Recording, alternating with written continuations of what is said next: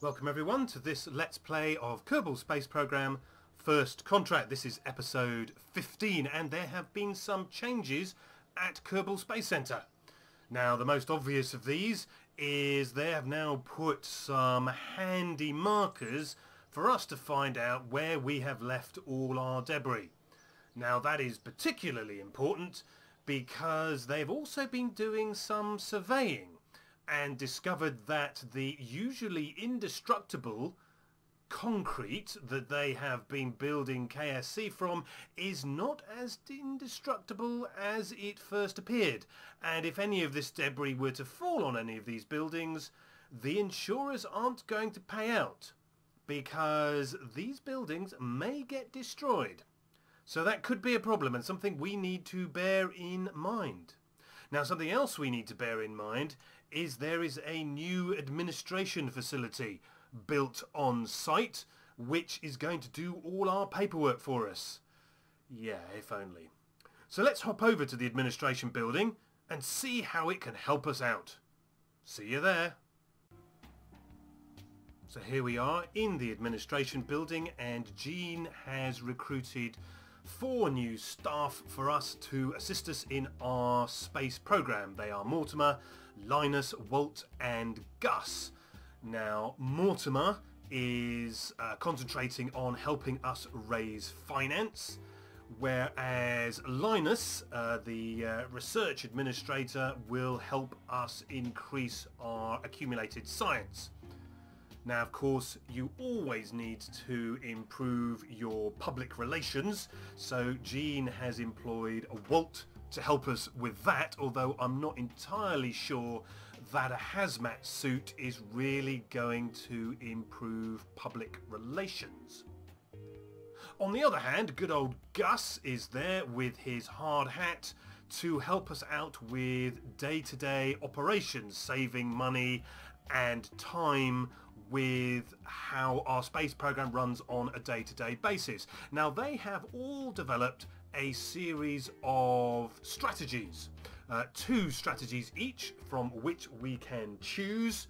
So for example, Mortimer, the accountant, good old accountant with his lovely bow tie there, he is going to be helping us with a fundraising campaign if we choose that strategy, which will take 5% of our reputation but yield 7.1 additional funds for each 1 unit of reputation our heroic astronauts will provide us with, and we can commit ourselves more deeply to that strategy by pulling across this slider down here. So for example, we could say that 20% of our reputation gains from each of the contracts we run will yield us 7.4 funds for each 1 reputation that we gain. And there's a setup cost. We have to spend 120 reputation to get this fundraising campaign off the ground. Now we could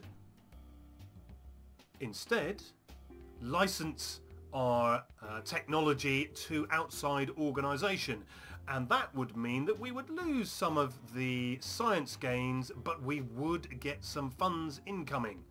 We would need to spend 263 science to get that particular strategy, and unfortunately we don't have that much science left, so that one is greyed out. We cannot use that strategy. But I'm more interested in looking at science, so we'll come back to the science column later with Linus and instead look at what Walt can provide us with in terms of public relations. In this case we can spend funds to get more reputation, so 5% funds will be spent, and that will yield 1 reputation for each 23.706 funds. We can't currently activate the open source tech program, which would take 5% of our science in order to generate reputation based on each 1 unit of science, because we don't have enough science to set it up. On the other hand, Gus, who's into the operational day-to-day activities, he will allow us to get money off our launch costs and our R&D purchases, but we will lose reputation based on each discount that we get, and it takes us 109 reputation to set that up. Or of course, as we saw with those handy markers, we could try to spend funds to recover more funds at the end of the day. So in this example, they would put transponders on every piece of debris so that we would actually get an additional 5.5% of the recovery. But that would cost quite a bit to set up, particularly if you start being even more committed to that particular plan. But I think we need science. So let's look at the unpaid research program that Linus is operating. Here we could spend reputation to gain science, or we could outsource the R&D and spend funds to get science. Now, given the slight accounting error that we encountered on a previous contract, I think this would probably be a good way to spend our future income. We have a handy bank balance, so not getting as much funds income but gaining more science would probably be a good idea. So I reckon we should be, I don't know, 20% committed. Let's try that out. I mean, it's going to cost us 40 grand to set up, and that's a one-off cost that maybe it'll be a loss, maybe it'll be a gain. But I reckon if we can earn some big bucks from some big contracts, this will pay off handily. So I'm going to accept this strategy and confirm that strategy, and there you can see it taking effect. Now, we could choose other strategies, but at the moment I'm not that committed. So we'll accept this single active strategy and get back on out there and start building some stuff. So we need to go over to see Gene and see what contracts he has to offer. I'll see you there. Right, so here we are with Gene looking at all of the contracts he has managed to collect for us, and I've seen 3 which we could try and do together. Now, I know we don't have too much success doing contracts together, but these should be quite straightforward. We can try and get some science from space around Kerbin, and while we're doing that we can test the LV1 liquid engine and test the LV1R liquid engine. So they should be 3 we can do together using a little satellite mapping mission. Now, if we take this one as an example, we can see quite clearly the impact of our chosen strategy. Now, the advance money will be reduced by 1,000 funds, but we will get 29 science simply from accepting the contract, which is a little bit dubious in my mind, but there we go. Free science, who cares? The completion funds will be reduced quite substantially, here you can see, but we do get double the science in return. So this is going to be a very profitable strategy as far as science is concerned, which is exactly what we wanted. So the strategy is doing exactly what we want. So Maxo Construction Toys, we will do their contract, and then the R&D group, we will test their LV1 liquid engine whilst orbiting Kerbin. We can do that. Nice easy one. All you've got to do is press run test on the part when you are in orbit, and there are the conditions for our orbit, which are nice and easy to obtain. And here we can see how the rewards will be adjusted again. We get 37 science simply from accepting the contract. I'm sure that's going to be balanced out at some point. And again, almost double the science. Now, our funds are going to be substantially reduced, so we are going to have to be a little more efficient at building our rockets. But like I say, Kerberdine were very kind to us in providing us with a decent amount of funds in a previous contract, so we will accept that one. And finally, we shall accept this one. Again, we shall try looking at putting our craft into this suborbital trajectory, which is slightly lower than the contract we previously had, so we will have to do some orbital adjustments in order to complete the other contract. But again, we're going to get a handy amount of science, so we are really going to be cooking with science. So let's accept that contract, and I'll see you in the VAB. Right, well, we need to just double check our contracts and see the parts that we need to test. We need to test the LV1 liquid engine, which is this one. We've been given these parts as part of the test. So the LV1 is this tiny engine here, and the LV1R, the radial mount version, is this one here. So these are the two tiny engines, very, very suitable for satellites. So we will put up a little satellite to do our testing, and the other contract merely requires us to transmit or recover some science from space around Kerbal, so any science will do. So we will use any one of our science objects, temperature for example, and just see if we can get any science at all. That's all we need to do, any science at all from around Kerbal. So even recovering a vehicle which has been in orbit around Kerbal may just give us that fractional amount of science we need to do that. So let's start by finding us a probe body that we can put into space. There's a nice little probe body, and so let's just start building that out. We need some fuel for our engines. Now it's not going to need very much, however we are going to need to make sure we can get into our higher orbit, and this is usually the engine you would use for significant orbital maneuvers. So maybe it's a little bit on the inefficient side, but I'd rather succeed in this contract or set of contracts than fail. So if we're going to be using that, we need to make sure we have some, see all these add-on parts we now have for TAC life support that Gene has provided for us. We won't need any of those for an unmanned mission, but it is making it a little difficult to find some of these parts. But anyway, there's a battery, so we've got ourselves a handy battery. We now need a fuel tank and our engine. So this is going to be our upper stage to which we are going to fit our various parts. So there's our engine that we can use to test for the R&D team, and here are the other engines we can test with the R&D team. So let's get our symmetry on, just so we don't disappear off in an unusual direction. So there's all our parts. We need a science part to get some science. Don't need symmetry for such a tiny part. Hopefully recovering temperature will be sufficient.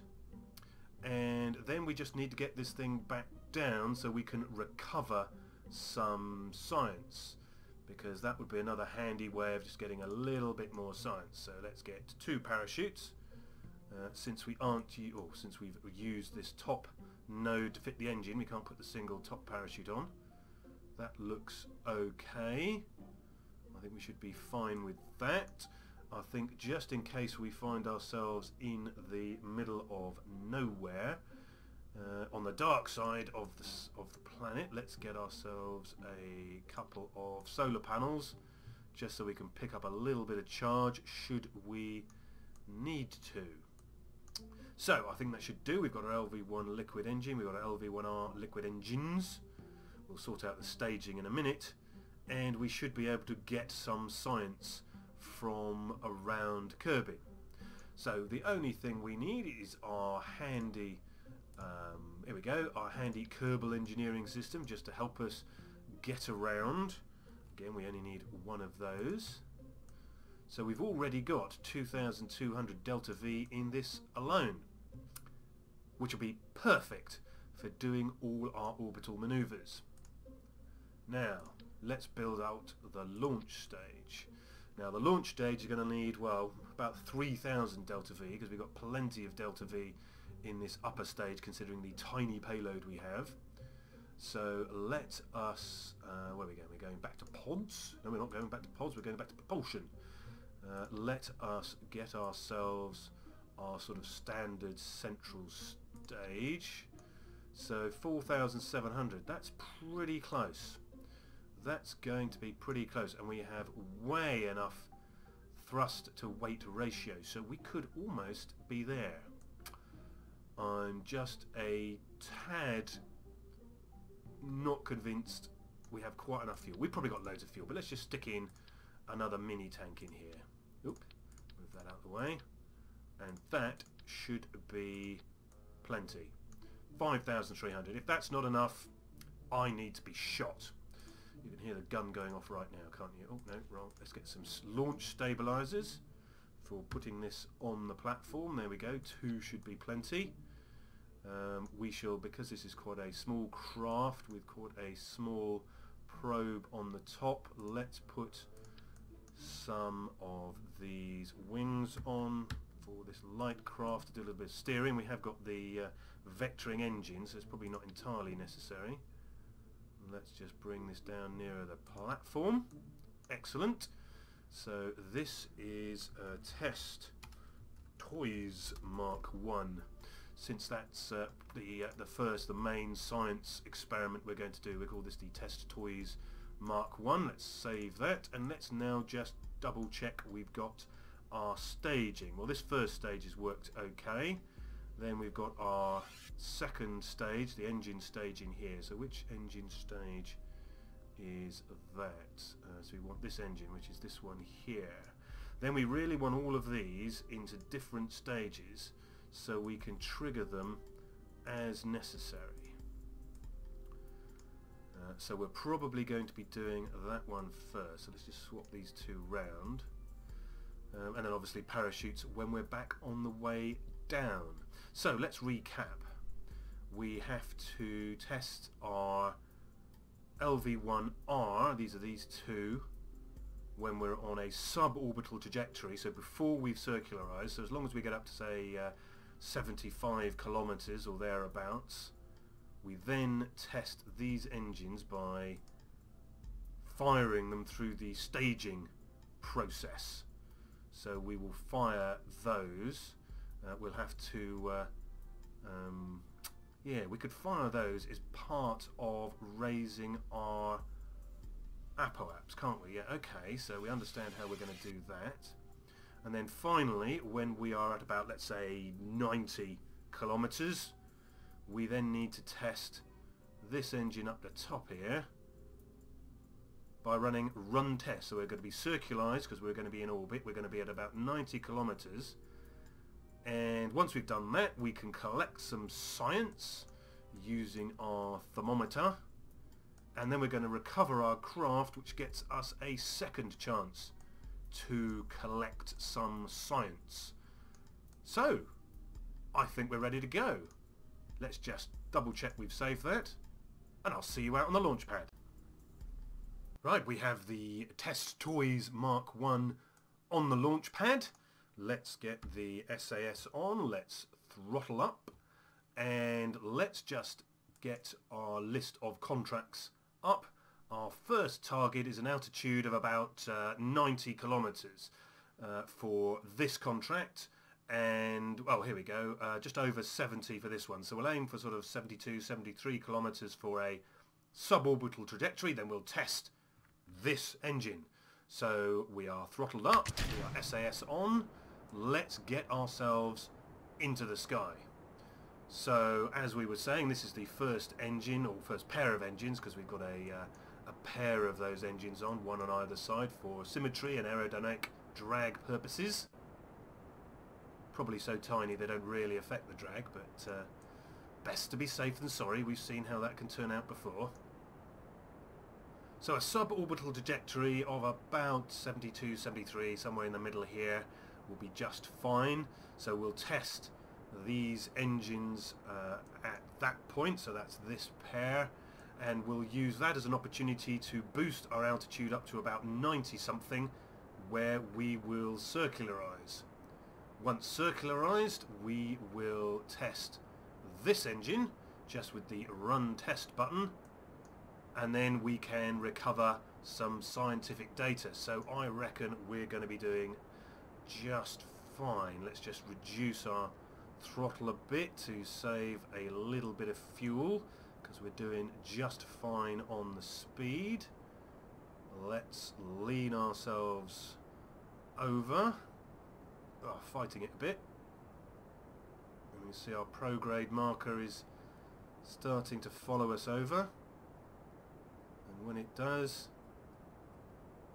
we shall throttle up. Now we're making good progress, so our first target is 73 kilometers. So let's just watch our fuel in this stage. Won't be long now. 7 seconds according to this, so that's a good indication. And there we go. So let's just watch this for when it goes over about 72. Here we go. There we are. So let's just coast to our first orbit. Isn't that rather nice? I'm sure our Toys team will be proud of that view. Marvellous. So let's just check our contracts. So this is the first one we're going to be using, and we're going to be triggering this stage. So let's just keep an eye on when we reach that altitude, which obviously we'll see up here and we'll see as a green tick down here.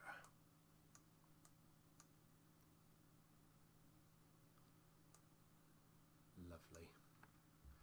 Very beautiful. Postcards back to base. So 10 kilometers to go, coasting as we are.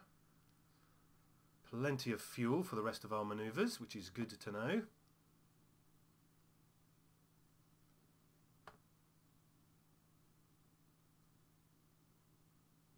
So here we go.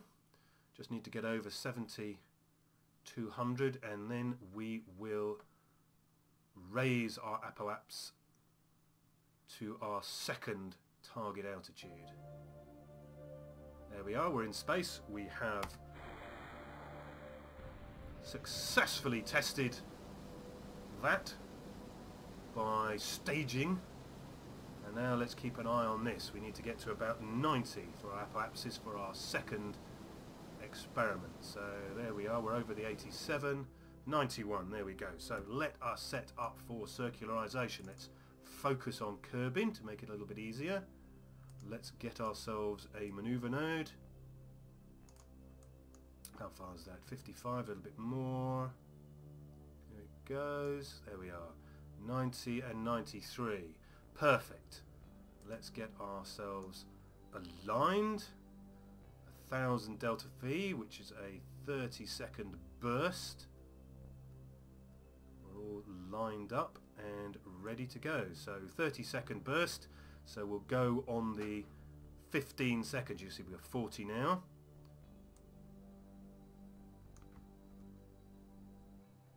And there we are, our tiny little satellite all ready to go.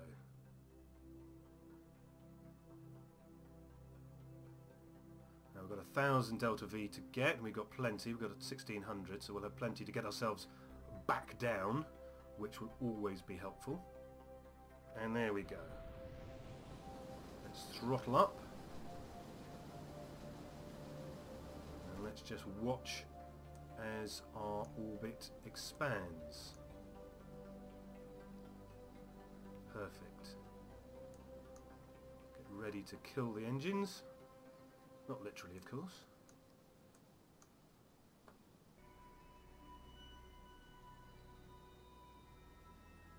There we go. What have we got? 189. That'll do, because we've only got to test them once, and we've only got to test them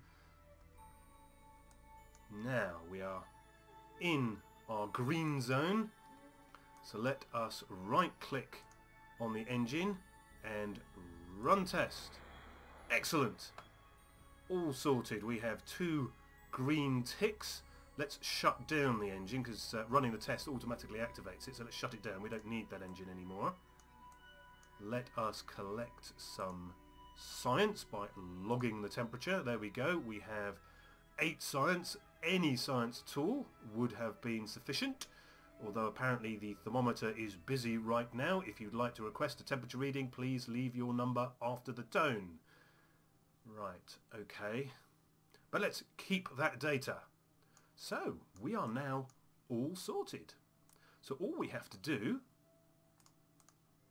is return home to collect our reward.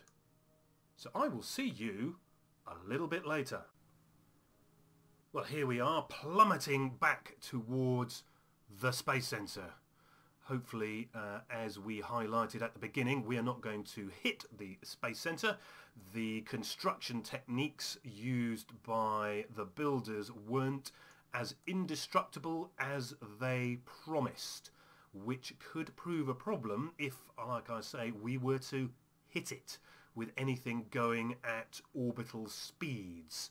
So we will try to avoid that in future missions. Well, we'll try to avoid it in this mission as well. So here we go. We're just coming into the atmosphere now. So let's just get ourselves bottom first into the thicker part of the atmosphere. Well, at least Gene and the guys on the ground will be getting a good view as we rapidly decelerate. We shall deploy the parachutes next, and hopefully we will land gently near the launch pad. It's rather good, really, rather good approach, if I don't say so myself, which I do, obviously. Right, well, this is a good set of contracts. I think we are going to make a pretty penny and shed loads of science. No, we're not gonna, we're just going to be just off. Excellent. So we will have to review the results of this mission very closely for our eagerly awaited profits. Looks like this particular strategy will pay off. Well, we'll soon see if it paid off. We'll see if we've actually at least kept level with funds. We don't want to, we don't want to run out of funds. But we've obviously going to be picking up a lot of science. Yeah. So we're going to be dropping right down. Let's see, we don't need that anymore. We're going to be dropping down on the shores biome, which is this area here that they've carved out as a plateau to put the KSC on. They even get a swimming pool. Is that supposed to be a swimming pool or a lake on the administration building? Jeez, I think that contract turned out good for somebody. Well, there we go. 4 meters a second, so I think this is going to be a nice gentle touchdown. So let's just accelerate time as we approach the surface. Can't see our shadow just yet. Ah, there we go. There's our shadow. We're going to be at about 250, 240, 230. Let's just not hit it with a time bang. Let's not hit it whilst we are warped. I wouldn't want any physics to undo our good work. That would not be good news. So here we come. 4 meters a second. And a gentle touchdown, hopefully with no broken parts. Oh, look at that. Fantastic. I didn't expect it to be standing up. Well, let's just take proof that we did actually make it back safe and sound, so the toy company gets a good view of the contract that they paid for.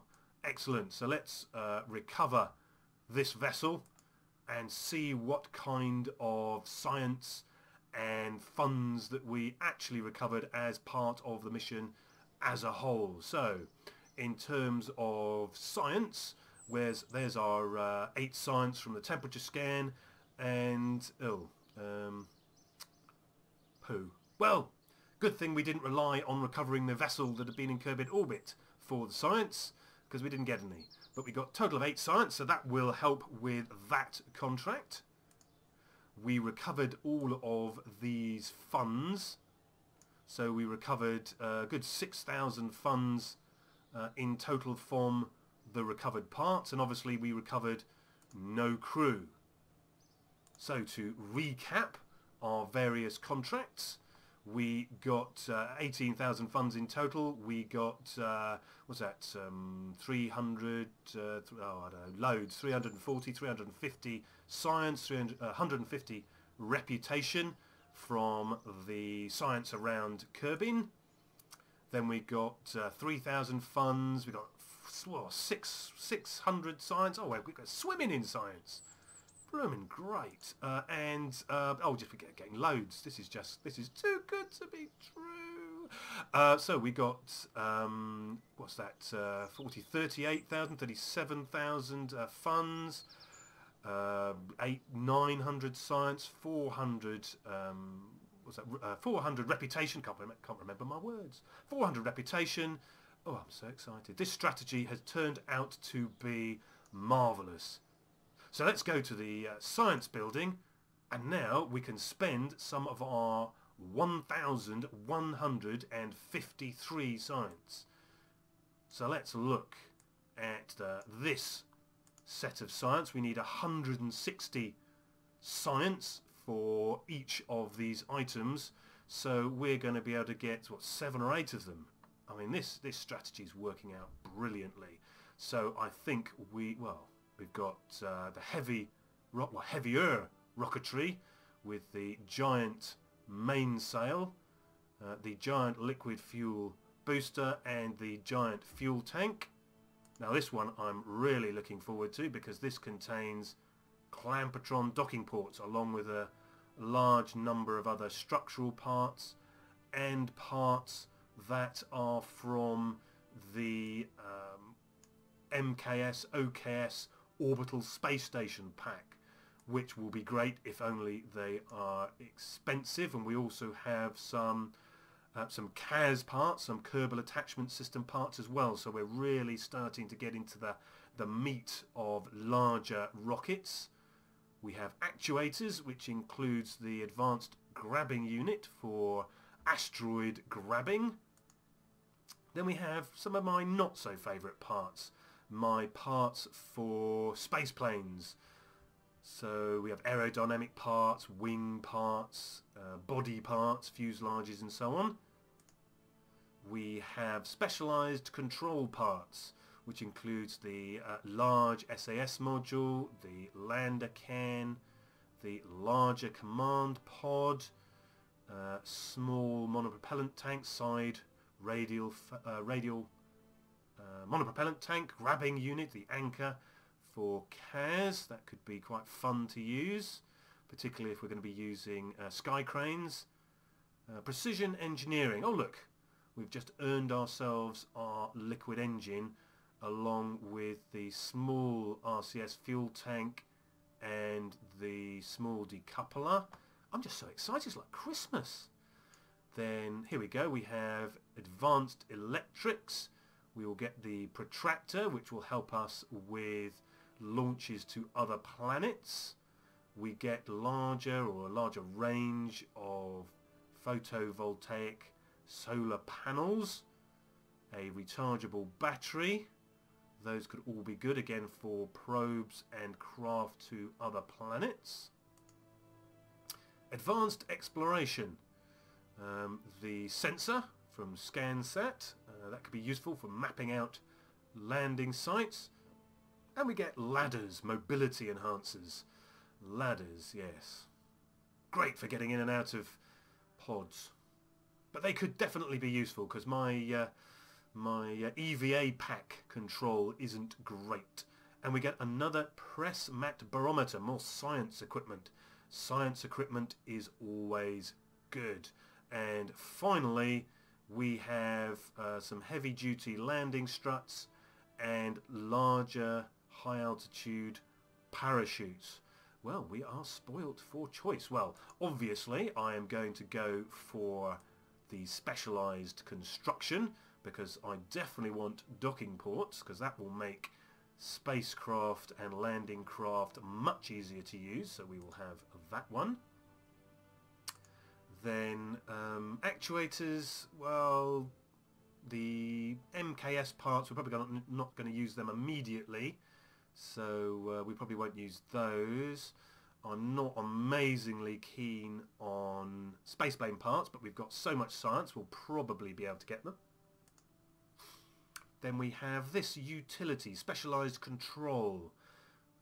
Probably get that one. Let's have a look. Small RCS tank.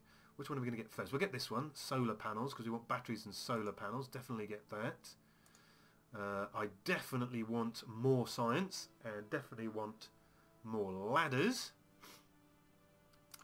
Heavy-duty landing struts. Probably not going to be landing very large craft. But let's start back up here. We definitely want, if we are going to be doing large craft, we want large engines. So we'll definitely get that. We've got 500 left, which probably means 3 more. So we'll get this one maybe for satellites. And what now? 300. So we can get 2 more. Oh dear. We'd probably... If we get this one, we can do some asteroids. So let's get that one, because then we can do some asteroid missions when they arise. And 1 more. Oh heck, we'll get this one. Brilliant. Okay, so I kind of chickened out on the old airplane parts. And these larger cans. Maybe we'll get those next.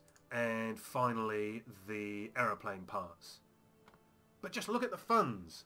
We still managed to go up by over 100,000 in funds. So we are still well in profit. So that has been a great triple successful mission. I'd like to thank you for watching, and I hope to see you again soon. Take care. Bye-bye.